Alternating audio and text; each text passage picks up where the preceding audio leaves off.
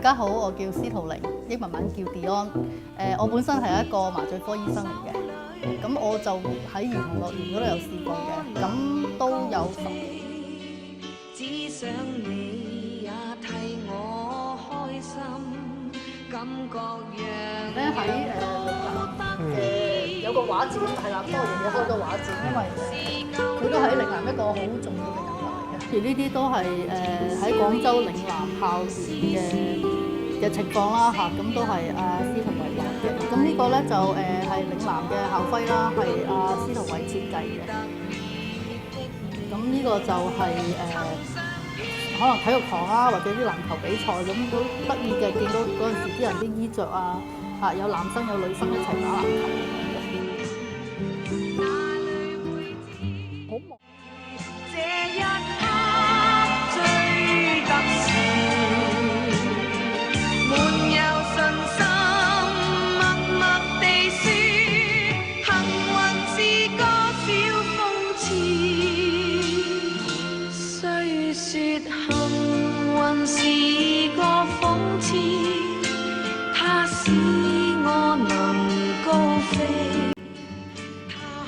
我係司徒琪啦，咁咧就係返緊約拿單團體嘅，係啦，咁就細個紅磚屋嘅時候已經返緊呢間教會啦，咁就到而家啦。我對舊堂嘅玻璃窗係好有印象嘅，因為都知道係爺爺畫啦，所以就每次嚟嘅時候咧都會望多幾眼咯。佢就係用單色嘅啫，即係冇而家咁多色彩嘅，就係黑色咁樣咯，係啦，即係用啲線條嚟到去畫啲喺度山水同埋啲人，我都係睇翻啲文獻啦。佢之前係畫嶺南，即係大陸嶺南嗰啲嘅校舍啦咁樣。好忙嘅時候，即係可以再去用啲畫畫嘅方式去展現翻嗰個校園咧。咁我覺得都好有意思咯。見到佢去畫即係嶺南學校嘅畫嘅時候，我睇到好多畫畫上面佢嘅得着啊，或者佢嘅功力。司徒偉係嶺南大學校徽嘅設計者，體現咗紅灰精神嘅嶺南精神，象徵熱情、勇氣同埋穩重堅韌。佢嘅家族成員喺體育、醫學同埋教育領域有顯著嘅貢獻。譬如佢嘅胞弟司徒光學長喺1936年。佢代表中華民國參加柏林嘅奧運會。司徒展醫生係麻醉技術醫學嘅先驅，喺中國頗有盛名嘅。歷史記錄所在，所以我亦都尋尋覓覓揾咗好多資料關於司徒家族嘅。咁關於司徒偉同埋嶺南嘅校徽，校徽以白雲山、珠江同埋荔枝樹為元素，紅色代表熱情同埋勇氣，灰色象徵穩重同埋堅韌。所謂紅灰精神，深紅似血，深灰似鐵。校歌內容有話：平原廣闊，遼近目前，江水流平安。呢幾句歌詞就已經反映咗嶺南精神嘅所在，亦都反映咗嶺南校徽嘅設計嘅麻醉技術引入中國外科手術。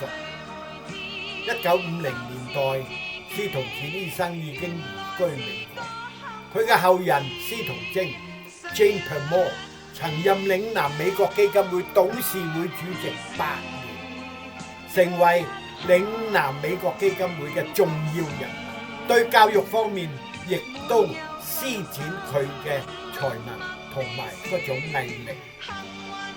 至於司徒展家族有個教育嘅慈善基金 ，Jane Permore 司徒晶曾經參與家族對嶺南大學嘅支持，文物同埋金錢，成為嶺南美國基金會嘅一個重要嘅項目。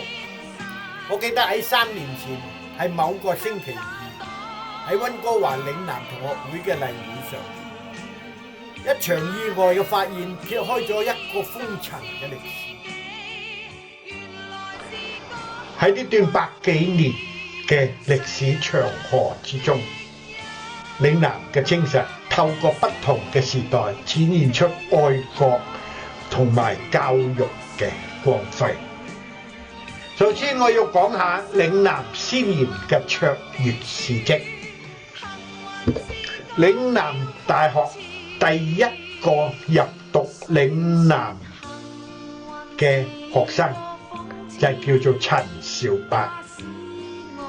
佢不僅是一位入讀嶺南大學嘅學生，更係中國近代史上著名嘅愛國人士。陳少伯早年追隨孫中山先生，喺廣州到香港加入同盟會，積極參與反清活動。佢同孫中山先生及其他兩位同盟會會員，同時被稱為中國四大寇。喺推翻清朝腐敗統治，建立中華民國嘅過程中，作出咗重要嘅貢獻。呢種愛國精神正係嶺南精神嘅核心體現。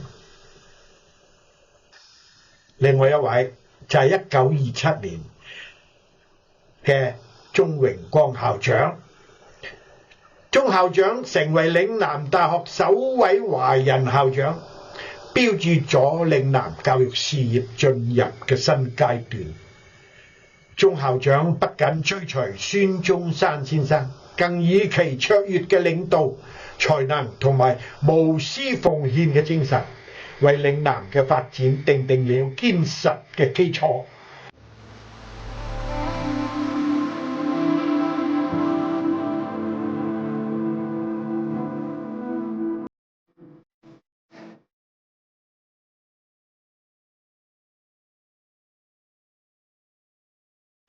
我以前咧翻香港嘅時候咧，就會見到定嗰度咧望到去有玻璃窗。咁我姑媽啊，我爸爸都同我講咧，係我爺爺畫嘅。我爺爺就司徒維，佢就好有天分嘅畫畫。咁但係佢本身係一個教育家嚟，校嘅校長咁樣。佢終生咧都奉獻俾教育嘅。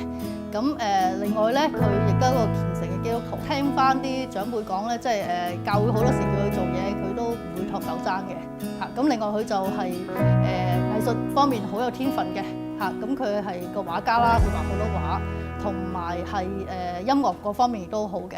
咁我堂家姐都話咧，佢喺屋企唱聖詩咧，好好聽嘅。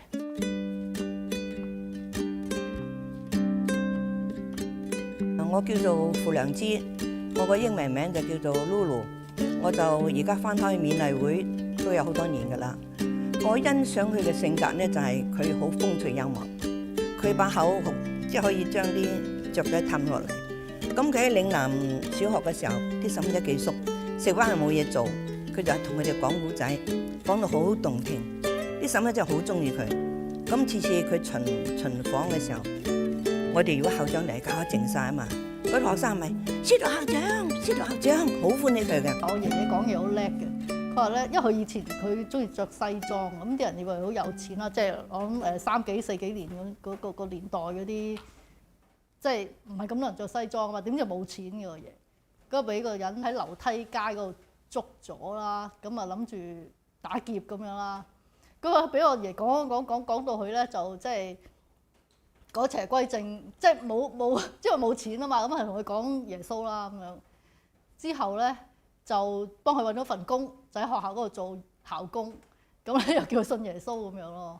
即係連個賊咁樣想搶佢錢咧，都可以講到佢信耶穌咁樣，係啊。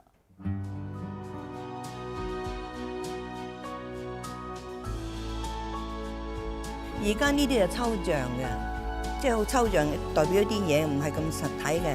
古時候嗰啲咧，我講話嗰啲就係實體嘅，係雲就雲，係人就人，係乜就乜，嗰啲係比較寫實啲。呢個係抽象啲，而家新型嗰啲係咁嘅。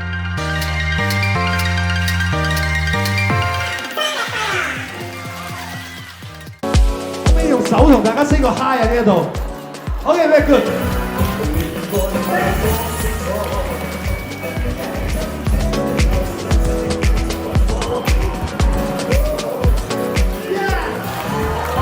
手術成功。